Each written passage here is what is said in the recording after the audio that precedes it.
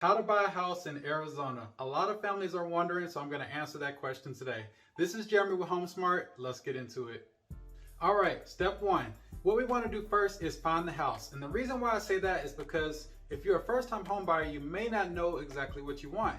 And it's really easy to just take the time and say, okay, I'm looking for a 3-bedroom, 2-bath, upstairs or downstairs in a certain city, or you might be looking for something that doesn't have an HOA or has a pool in the back. You can go ahead and decide that stuff early on without needing too much assistance. Talk it over with your family or figure it out with your significant other, and you can go ahead and get that figured out right away. Another thing is you can go ahead and call your realtor, let's say me for example, and I can go ahead and go over that with you, because starting out, you may not know how much that home is going to cost. It might be $200,000, it might be $300,000, and if you started there, you really wouldn't be, doing it the best way, because you really don't know what that house is going for. So what I'm going to do is I'm going to take all the information that you share about what you want to see in your home, and then I'm going to show you about what it's going to cost to get into it. All right, so we're at step 2. So now that you have seen a couple homes on the market that are similar to what you're looking for, let's say we identified that those homes are going for about $300,000.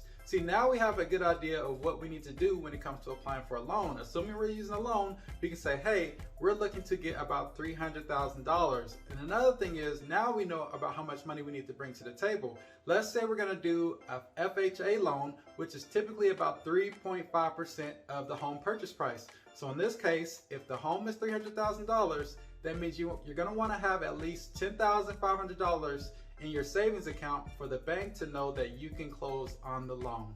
In addition, on this step, assuming we're not using cash, when you're applying for a loan, we're going to have to make sure some other things are in order. That includes taxes, W-2s or income, credit score, and just like we spoke about a little bit, having some savings set aside.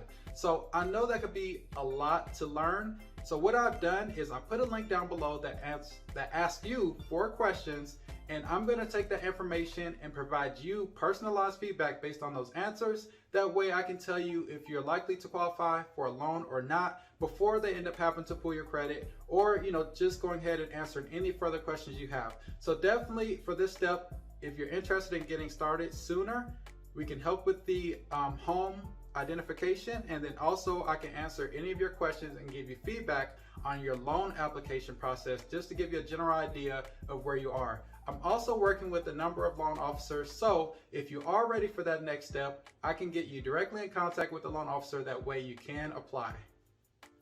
All right, step 3, congratulations. We have you qualified for a loan for $300,000. So with that being said, now we can go see those houses that you identified. Let's say that there was 10 houses that were 3-bedroom, 2-bath, around $300,000 or $300,000 in this case.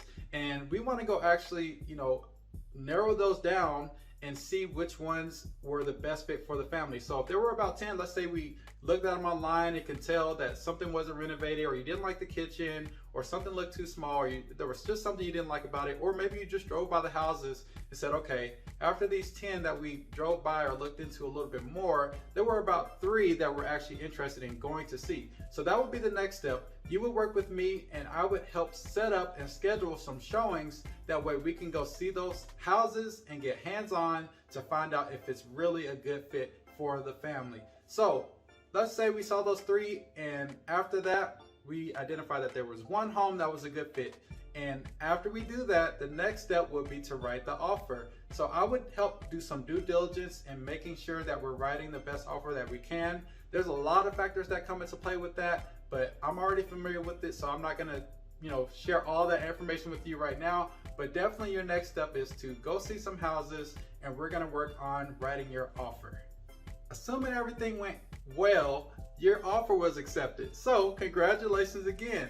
Now that we have your offer accepted, we're going to be in the due diligence period. And in the due diligence period is when we do all of our inspections and investigations to find out and ensure that this home is the best fit for you. So we're going to get a home inspector involved, have them look through the whole house and identify anything that they find that shows that there may have been damage, or if everything looks good, or maybe how old is the AC, how old is the roof, things like that. And I will say, no matter if it is a new home or an old house, there is always going to be something identified there. Now, if there is something significant, what we can do is, bring those findings and the report to the seller and have them look over it for themselves and see that, hey, this is a major expense and this would hinder the buyer from being interested in a home. So what we can do is, get a quote or find out roughly how much it would cost to make a certain repair.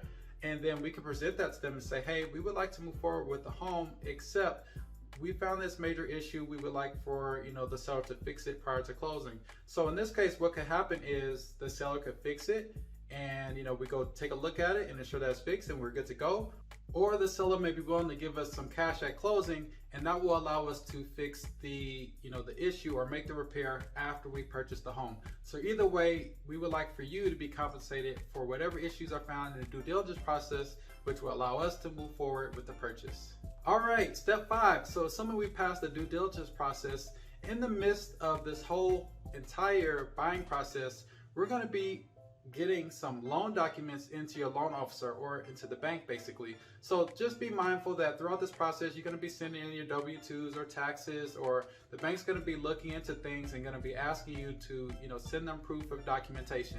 So just keep in mind throughout this process, that is something else you're going to be doing along with the appraisal. What the appraiser does is you basically pay for a service for someone to go out and value the home professionally. And this is important because the banks do not want to put a loan on a home where you're basically overpaying for it. Or, for example, let's say the appraiser found out the home was worth $275 and we're under contract to buy it for $300. The bank will not put a loan on that home. So basically what will have to happen is the seller will have to come down in price, or you will have to come with more money. So, depending on what happens, that could be a negotiation part, but hopefully that doesn't happen. You don't run into that issue, but that's the whole point of the appraisal. We have to value the home, and the bank wants to make sure that we're not overpaying for it.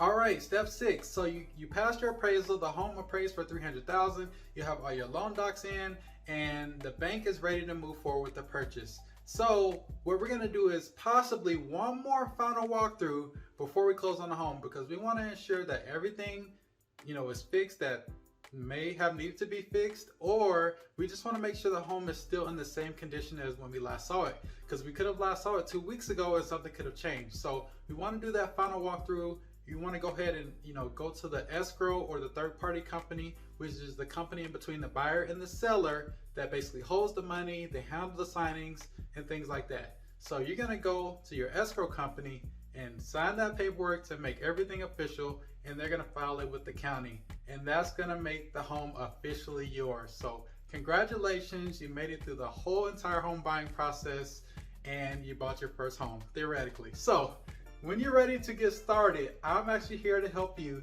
So like I said earlier, there is a link below if you want to get more information on the loan qualification process. And also, I will have my contact information around this video. That way you can call me if you want to go ahead and set up that home search. Again, I'm Jeremy Thrasher with HomeSmart.